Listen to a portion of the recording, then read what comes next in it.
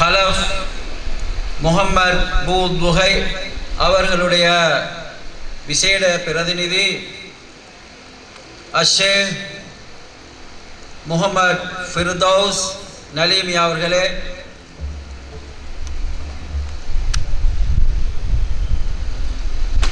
ಪ್ರಾದೇಶಿಕ ಲೇಖಂ ತುಮನಿ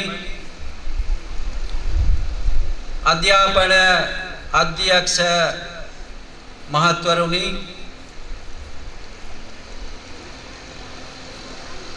ಪಾದುಕ ಪೊಲೀಸ್ ஸ்தானாதிபதி துமணி, இந்த சந்தர்ப்பத்திலே என்னோடு வந்திருக்கின்ற அல்ஹிமா அமைப்பின் தலைவர் அல்ஹாஜ் ஏஆர்எம் அமீனுதீன் அவர்களே, எங்களுடைய அனைத்து செயற்திட்டங்களையும் முகாமைத்துவப்படுத்துகின்ற ஷகீப் அர்சலான் அவர்களே, மேலும் இங்கே விட்டிருக்கின்ற சிறப்பு அதிதிகளே, அதிபர்களே, உலமாக்களே, ஆசிரியைகளே,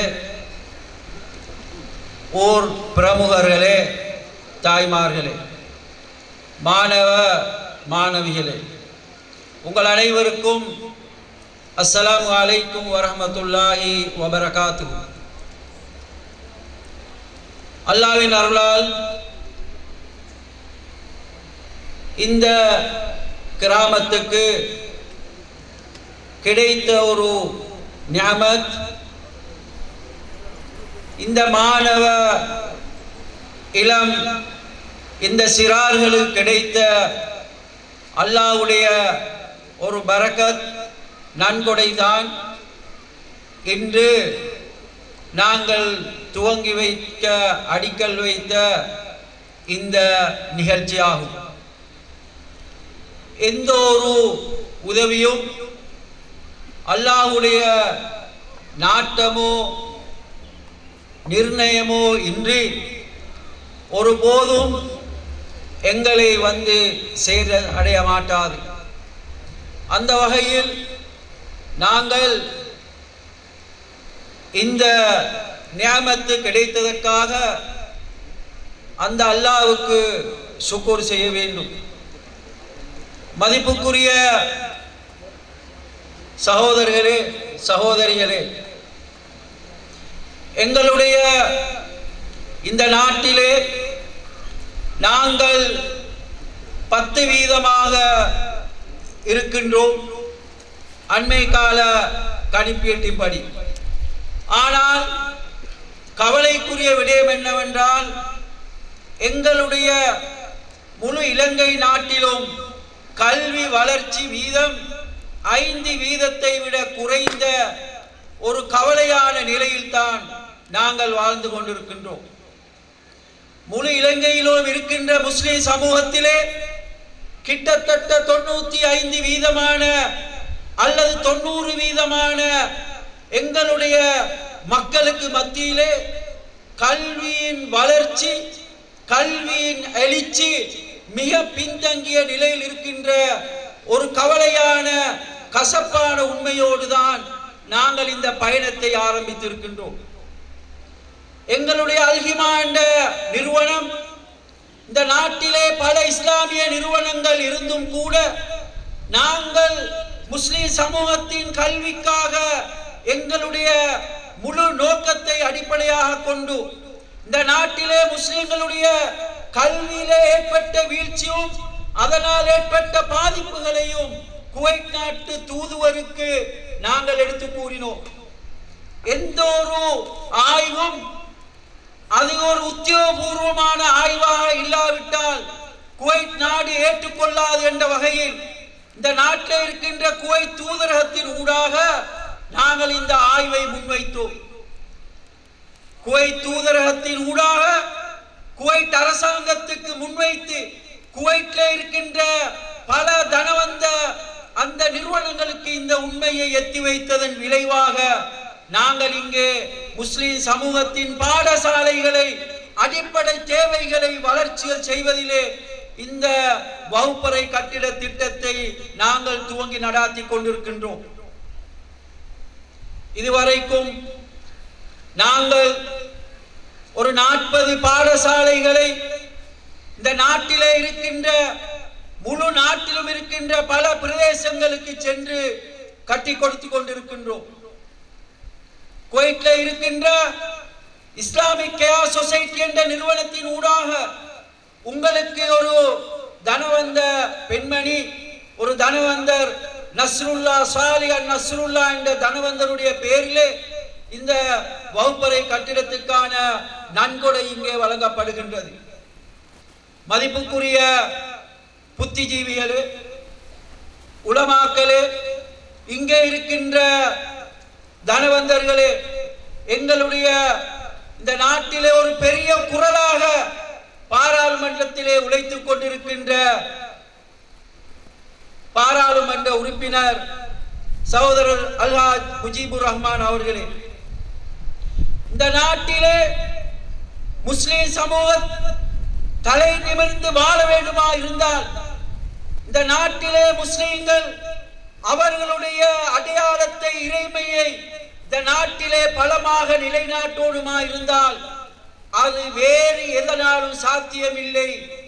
கல்வியை நாங்கள் இந்த சமூகத்திலே எழுச்சி பெறாவிட்டால், வரலாற்றிலே தோன்றிய என்னை உருவாக்கிய எனது கல்வி தந்தை அல்ஹாஜ் மர்ஹூம் அல்ஹாஜ் எம்ஐஎம் நலீம் ஹாஜியார் அவர்கள் தொடக்கம், அதற்கு முன்னால் உருவாக்கிய கல்விக்காக பங்களித்த சேர் பதியுதீன் மஹமூத் போன்ற அவர்கள் அன்று உருவாக்கிய வரலாற்று நிகழ்ச்சிகளுக்கு பின்னால் தான் சிறிது சிறிதாக இந்த நாட்டில் இருக்கின்ற முஸ்லிம் சமூகம் கல்வியை நோக்கி திரும்புகின்ற ஒரு உண்மையை நாங்கள் கண்டுகொள்கின்றோம். எதிர்காலத்திலே நாங்கள் வீழ்ந்திருக்கின்ற இந்த கல்வி வீழ்ச்சியிலிருந்து, நாங்கள் வீழ்ந்திருக்கின்ற சமூக வீழ்ச்சியிலிருந்து, பொருளாதார அரசியல் வீழ்ச்சியிலிருந்து நாங்கள் திரும்பி எழ வேண்டுமா இருந்தால், குட்ட குட்ட குடிகின்ற சமூகமாக இல்லாமல் நாங்கள் தலை நிமிர்ந்து இந்த நாட்டிலே ஒரு பலமான சமூகமாக வாழணுமா இருந்தால் அது பொருளாதாரத்தால் அல்ல, அது அரசியலால் அல்ல, அது எங்களுடைய கல்வி வளர்ச்சியால் மாத்திரம்தான் சாத்தியம் என்பதை நாங்கள் இங்கே உங்களுக்கு என்னையும் சேர்த்து கூறுகின்றோம். எங்களுடைய மாணவர்களை படிப்பீங்கள், எங்களுடைய சிறார்களுக்கு உரிய கல்வியை கொடுங்கள். அப்போதுதான் இந்த நாட்டிலே கிராமத்திலே நாங்கள் ஒரு பலமான சமூகமாக மாறும் என்பதை ஒருபோதும் யாராலும் தடுக்க முடியாது. முஸ்லிம் சமூகம் 10% இருக்கின்றோம், சிறையிலே 20% இருக்கின்றோம். 10% முஸ்லிம் சமூகம், சிறையிலே 20% இருக்கின்றோம். கல்வி 5% இருக்கின்றது. எங்கே கோளாறு இருக்கின்றது? எங்களிடத்திலே பணக்காரர்கள் இல்லையா? எங்களிடத்திலே வசதி உள்ளவர்கள் இல்லையா? இந்த கிராமத்திலே எத்தனையோ வசதி உள்ளவர் இருக்கின்றார்கள். போய் பாருங்கள் பாடசாலையை. எனக்காக துஆ கேட்கின்ற, என்னை சுவர்க்கத்துக்கு அனுப்ப வேண்டும் என்று நான் என் கண் முன்னாலே சக்கராத்திலே கபரிலே காண வேண்டிய பிள்ளையை உருவாக்குகின்ற பாடசாலையை பாருங்கள். எங்களுடைய சமூகத்திலே எல்லா பிள்ளைகளும் மதரசாவிலே படிக்கின்றார்கள். இந்த மதரசா என்று கூறுகின்ற இடத்திலே எத்தனை பிள்ளைகள் படிக்கின்றார்கள்? 100க்கு 2% பிள்ளைகள் தான் ஒவ்வொரு கிராமத்திலும் இருந்து மதரசாவிலே மார்க்கத்தை படிக்கின்றார்கள், அகீதாவை படிக்கின்றார்கள். அடுத்த 98% மாணவர்கள், இந்த குழந்தைகள் ஊரிலே இந்த பாடசாலையில் மார்க்கத்தை படிக்கின்றார்கள். எங்கே ஈமானை படிக்கின்றார்கள்? எங்கே அஹ்லாக்கை படிக்கின்றார்கள்? எங்கே அகீதாவை படிக்கின்றார்கள்? இபாதத்தை எங்கே படிக்கின்றார்கள்? ஒரு நல்ல பிள்ளையாக, ஒரு நல்ல குழந்தையாக, சுவர்க்கத்தின் சிட்டுக்குருவியாக உருவாக்குகின்ற 98% மாணவர்கள் இந்த பாடசாலையில் தான் படிக்கின்றார்கள். பாடசாலையை கவனிக்கின்றோமா? பாடசாலையின்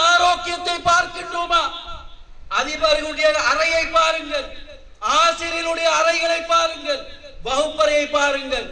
வீடுகளை நல்லா கட்டுகின்றோம், வீடுகளை அலங்கரிக்கின்றோம். என்னுடைய இரத்தத்தை, என்னுடைய பிள்ளையை ஆரோக்கியமான ஒழுக்க அறிவுள்ள பிள்ளையாக உருவாக்குகின்ற பாடசாலை, கலாசாலையை, பாசறையை போரு பாருங்கள். பணக்காரர் இல்லையா, புத்திஜீவிகள் இல்லையா, இதனை பார்ப்பதற்கான ஏதாவது குறை இல்லையா? எல்லாம் இருக்கின்றது. நாங்கள் பராமுகமாக கவனிப்பில்லாமல் இருக்கின்றோம். அப்போது ஊரிலே போதைப் பொருளை அடிமைப்படுகின்ற பிள்ளைகள் உருவாக மாட்டார்களா? அதுதான் முஸ்லிம் சமூகத்துக்கு இன்றைக்கு இருக்கின்ற பெரிய ஒரு முசீபத்து, அவலம், அநியாயம். ஏனென்றால் நாங்கள் பாசறையை அங்கே தட்டி கழிக்கின்றோம்.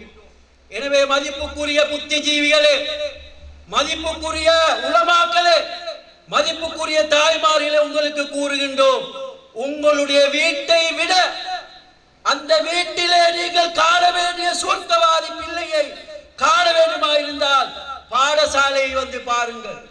உலகத்திலேயே சொர்க்கத்துக்காக செலவழிக்கின்ற ஒரு அமல் இருக்குமாயிருந்தால் ரசூலுல்லாஹ் ஹதீஸிலே கூறுகின்றார், இல்முன் யுன்தஃபவு பிஹி, நல்ல அறிவை புகட்டுகின்ற ஒரு அமலுக்கு ஒரு 100 ரூபாவை செலவழியுங்கள், மறுமையிலே சுவர்க்கத்தை காணுவீர்கள் என்று ரசூலுல்லாஹ் கூறினார். கையிலே சுவர்க்கத்தை உருவாக்குகின்ற ஒரு நல்ல இடத்தை வைத்துக் கொண்டு நாங்கள் புறமுகமாக இருக்கின்றோம், கவனிப்பில்லாமல் இருக்கின்றோம், கணக்கெடுக்காமல் இருக்கின்றோம். ஏன் நான் இதனை கூறுகின்றேன் என்றால், முஸ்லிம் சமூகத்தின் எழுச்சி, வளர்ச்சி, ஆரோக்கியம், எதிர்காலம் இந்த பாடசாலைகளை கட்டி எழுப்பி ஆரோக்கியமா வைப்பதில் தான் தங்கி இருக்கின்றது என்ற உண்மையை கூறி, குவைத் நாட்டுக்கு எந்த தலைவலியும் இல்லை இதனை செய்வதற்கு. அவர்கள் எங்களுடைய உண்மையான கவலையை, எங்களுடைய தேவையை அவர்கள் உணர்ந்ததனால் செய்கின்றோம். நாங்களும் அதனை உணர வேண்டும் என்ற கருத்தை கூறி, இந்த வாய்ப்பை தந்த உங்கள் அனைவருக்கும் என் நன்றி கூறி, அல்லாஹ் தஆலா என்னுடைய பேச்சை இஹ்லாஸாக அரசுக்கு உயர்த்த வேண்டும் என்று துஆவோடு நான் இதனை முடிக்கின்றேன். அஸ்ஸலாமு அலைக்கும் வரஹ்மத்துல்லாஹி வபரகாத்து.